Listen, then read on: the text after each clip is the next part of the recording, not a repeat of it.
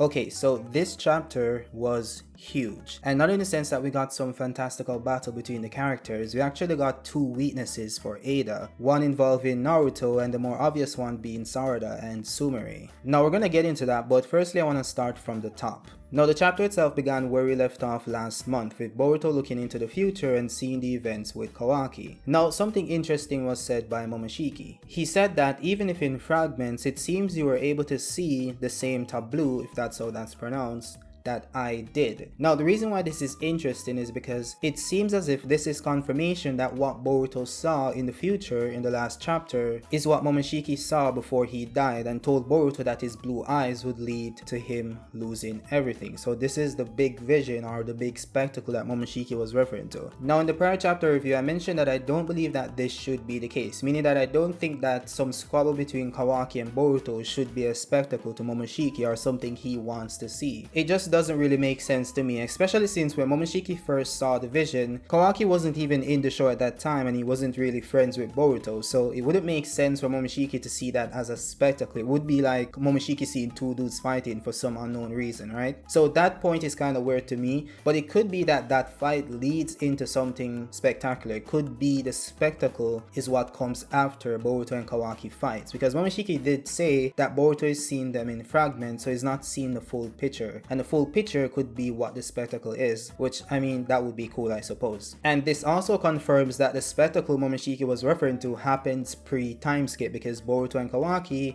they're still young. So this little conversation here between Momoshiki and Boruto did confirm a few things, so thank you for that, Momoshiki. Now the chapter then moved on to the conversation between Amado and basically everyone else, because they're connected in some way. Maybe they're using the speaker or Ino's ability, it doesn't matter. Everyone can hear what everyone is saying. So Naruto is feeling very compassionate towards Amado because he's talking about resurrecting his daughter, and we have to remember Naruto just lost Boruto, so that feeling of losing a son or a child is very fresh in Naruto's mind. So Naruto is going to be very compassionate to Amado in this case, and Naruto is saying that he's not going to interfere in the dealings with Kawaki and Amado, but he wants to know why Amado tried to keep it from them. Amado basically says that it's because it was none of their business. Like, this dude is just straightforward, really. It's just like saying that, what could you have done to help me? So it didn't make sense for me to tell you that. I just wanted to make the plan go as smooth as possible, especially since Kawaki hated karma. Then Kawaki said something very interesting. He said that he hated karma,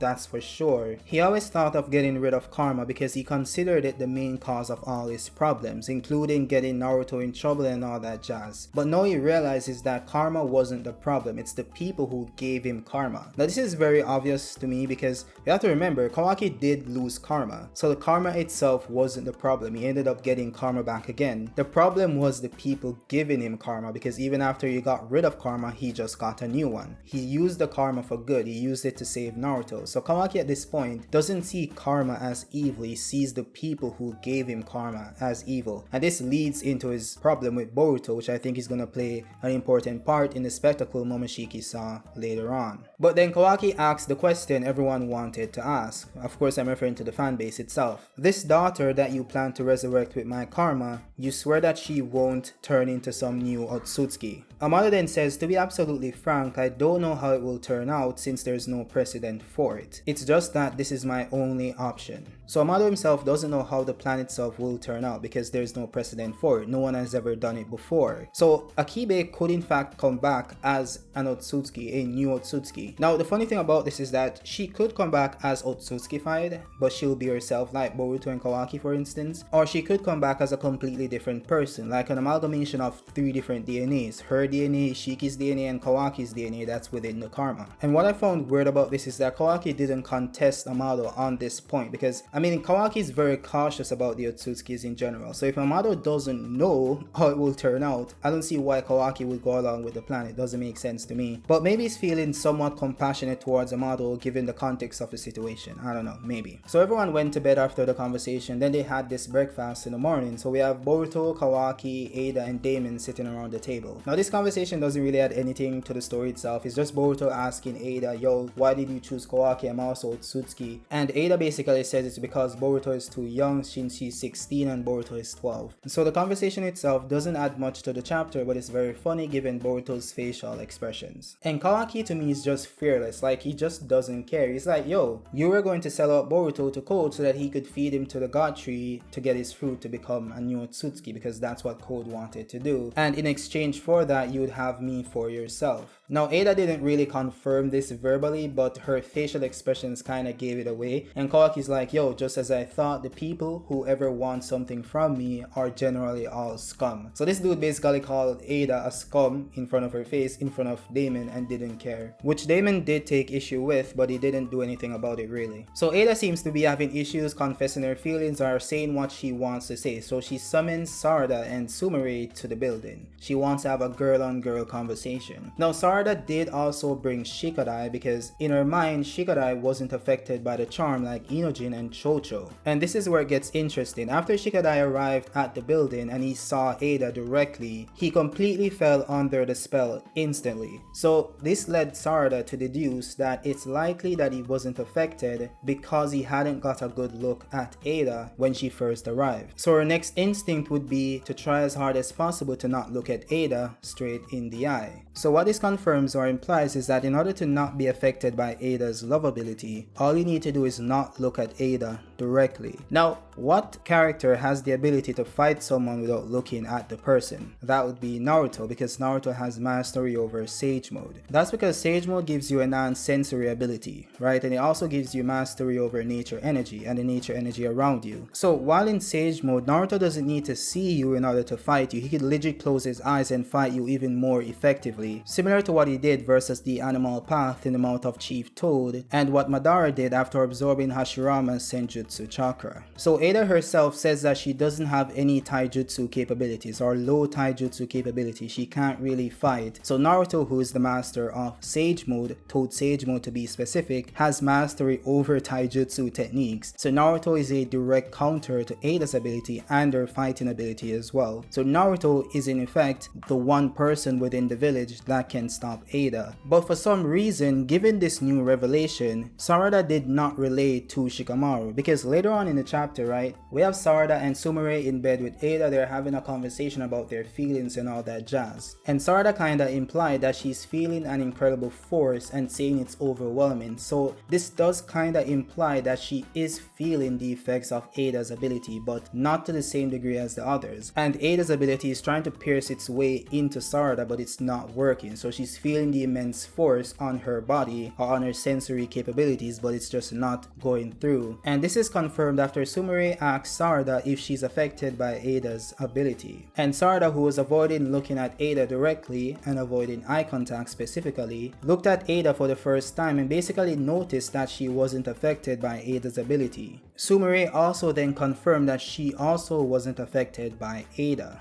Eida then asked Sarada what's her feelings towards Boruto, because maybe she senses something or she saw something prior, and Sarada started to blush as well. So this could mean that Sarada has some feelings for Boruto, and this could be why Eida is unable to affect her with the ability, because it makes sense. Like, if her heart is already stolen by someone, it's cringe, but maybe Eida can't steal it again. You know, it's already gone. It's already in the hands of somebody else. But the funny thing about this is that the reason why I think it doesn't make sense is because, like, I'm sure Shikamaru loves his wife. I'm sure Shikamaru loves Ino. I'm sure a lot of people have, like, people they love and all that jazz. So why was Shikamaru affected if the counter to the ability is that you're already in love with someone else? It doesn't make sense, because I'm sure Shikamaru loves his wife, unless he doesn't.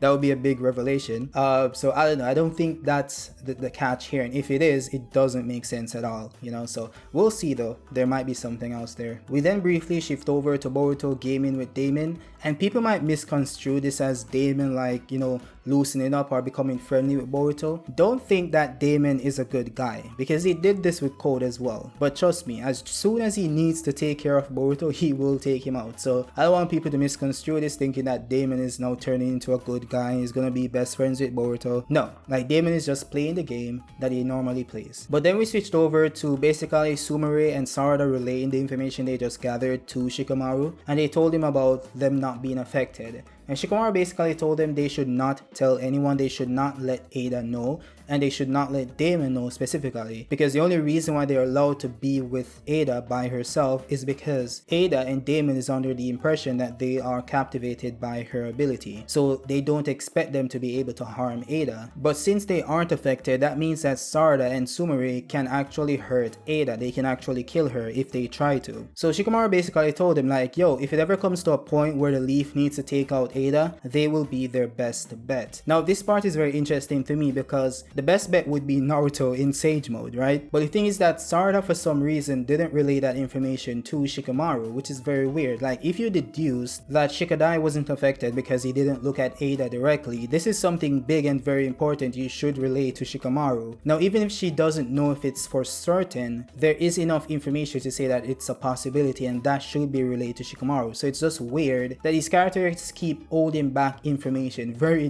valuable information, and this always leads to problems, which we're gonna get into right now. So Boruto is basically talking to Momoshiki, because Momoshiki popped up out of nowhere saying that he finally found out where the ability came from in reference to Eida's charm ability, right? And instead of like relaying that information to Boruto, Momoshiki stopped talking or stopped thinking because their minds are connected. So Boruto got angry and started to shout at Momoshiki like an idiot, so Kawaki noticed and then called out Momoshiki and tell him to come out and stop hiding. So this chapter was very informative. I don't think this is gonna turn out into a fight. I don't think Kawaki is gonna fight Boruto just because he's talking to Momoshiki. I do think if Boruto transforms into Momoshiki, that's gonna be a problem, which I doubt is gonna happen because Momoshiki is smarter than that. He doesn't believe that he can take out Kawaki at this point. So we're gonna wait and see what happens. Hopefully, Kawaki's motivation for actually fighting Boruto makes more sense than it does now later on in the future, but we'll see what happens. All in all, the chapter was great. I got some new information. Naruto Sage Mode. Actually, I have a video explaining the underrated nature of Naruto Sage Mode coming up within a few days. So this chapter was really good and kind of leading in that direction. But all in all, let me know your thoughts in the comment section. Drop a like if you like the video, subscribe if you're new,